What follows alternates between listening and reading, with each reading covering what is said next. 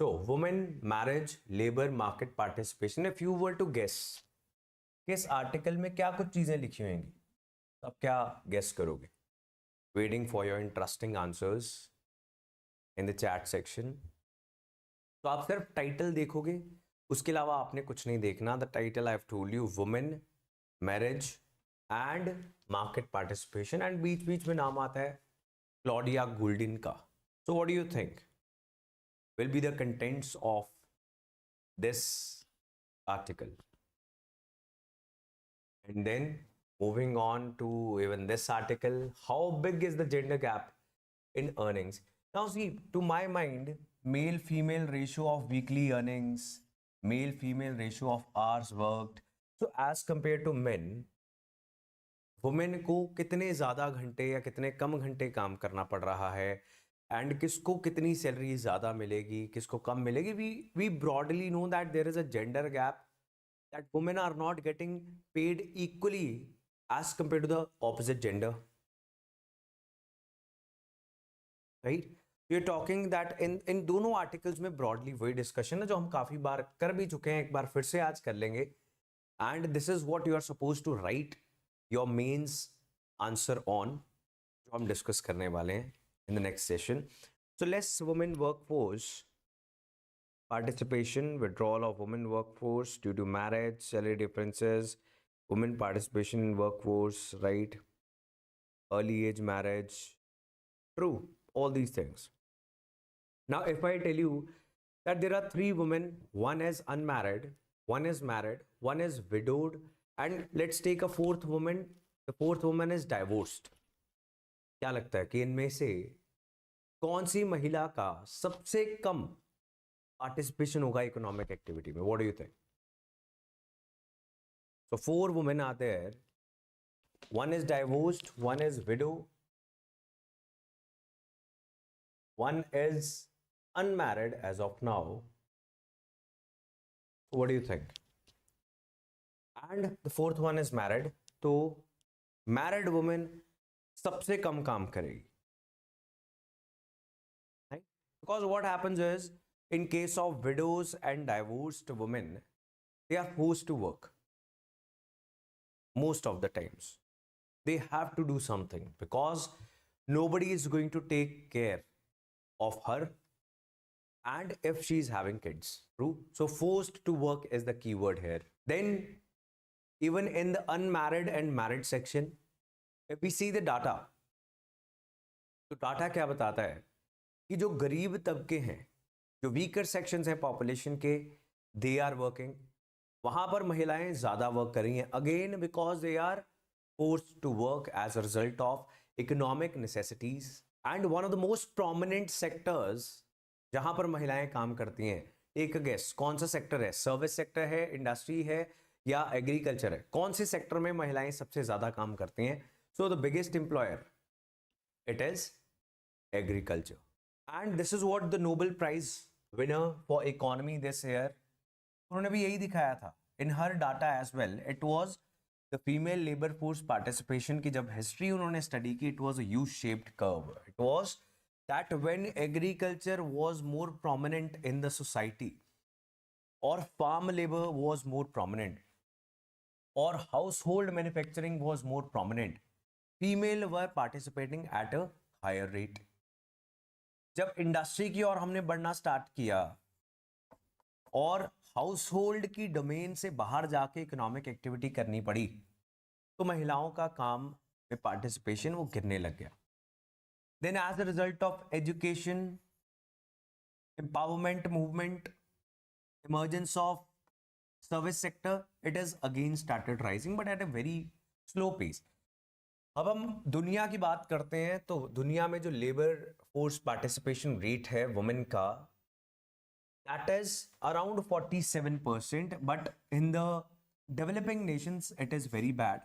और इंडिया की बात करें, एक बहुत इंपॉर्टेंट फैक्ट जो आप नोट भी करना चाहोगे, if you want to write some good answers, तो दिस इज द फैक्ट. ऐसे फैक्ट्स आप याद रख सकते हो और रखने पड़ेंगे भी, चाहिए भी, otherwise you can not write good answers without such simple basic facts.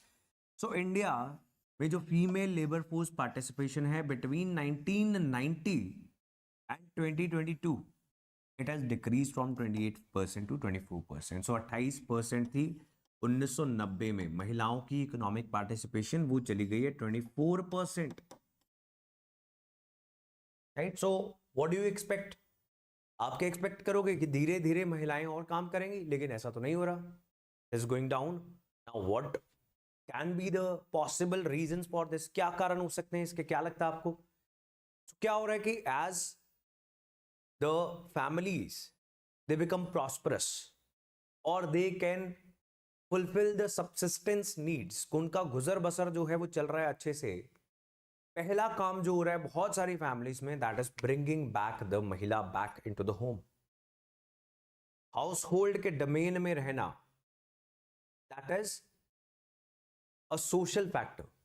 Right. तो इकोनॉमिक नेसेसिटी की वजह से काम करने पड़ते हैं मजबूरी में, और जैसे ही इकोनॉमिक नेसेसिटी इतनी ज्यादा नहीं रहती तो घर में वापस बुला लिया जाता है. हाउस होल्ड की सेफ डोमेस्टिक डोमेन के अंदर उनको रखा जाता है. And then if they get divorced or widowed, then again back to square one. No financial independence.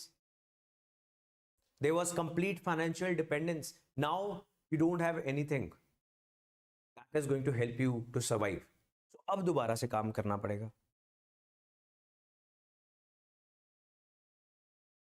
Right? तो ये एक फैक्टर है, सोशल फैक्टर. इसके अलावा यस, हाउस होल्ड काम का जो बर्डन है वो भी महिलाओं के ऊपर ज्यादा है. देन ऑल्सो बच्चा पैदा करना, और उसके बाद डे केयर सर्विसेज की बहुत भयंकर कमी. Have you heard of any day care company बहुत बड़ी आपने सुनी हो कि जहां पर बच्चे को छोड़कर महिला काम पर जा सकती है, and she can be safe, feel safe about their kids. That there is no such very big very prominent place जहां पर ऐसा हो सकता है. We are not aware about it. And जो सरकारी इंस्टीट्यूशंस हैं वहां पर फिर अच्छी families they do not have trust like the government hospitals. तो गवर्नमेंट ने चला रखी scheme, but nobody knows about the schemes जो चल रही हैं. So what we need to do, that is the way forward.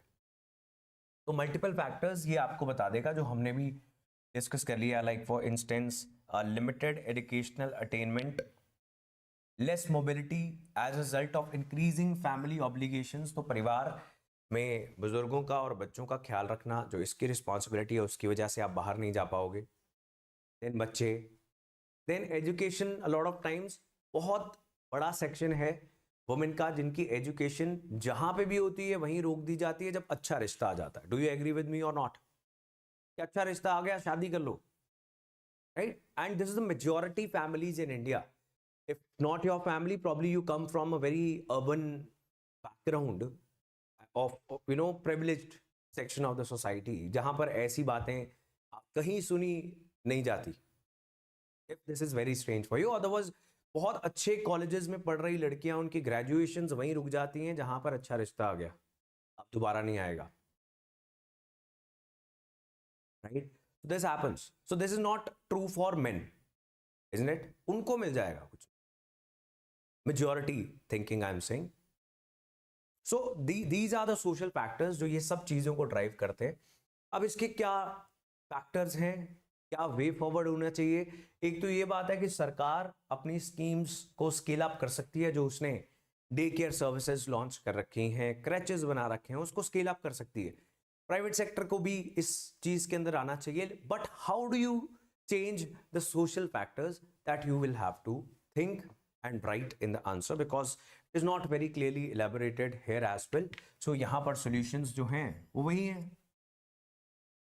बहुत सारे solutions गवर्नमेंट्स ने, state governments as well as central government ने आज तक इंप्लीमेंट करने की कोशिश की है. फॉर इंस्टेंस स्कॉलरशिप्स देना लड़कियों को अगर वो बियॉन्ड 10th पढ़ाई करें, बिकॉज बहुत सारी लड़कियां 10 क्लास पढ़ के वो ड्रॉप आउट कर लेती हैं, 12 क्लास पढ़ के ड्रॉप आउट कर लेते हैं.